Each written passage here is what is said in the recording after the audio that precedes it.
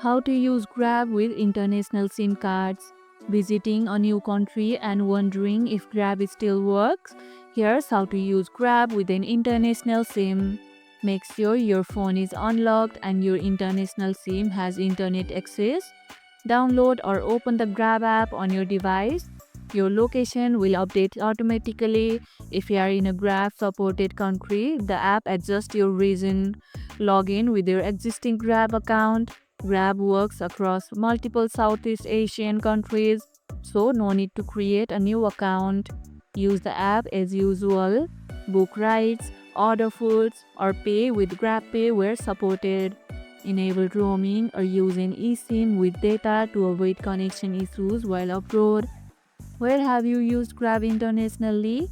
Let me know in the comments below. And if this video helped, hit the like button, share it, subscribe, and leave a comment. Thanks for watching, and I'll see you in the next one.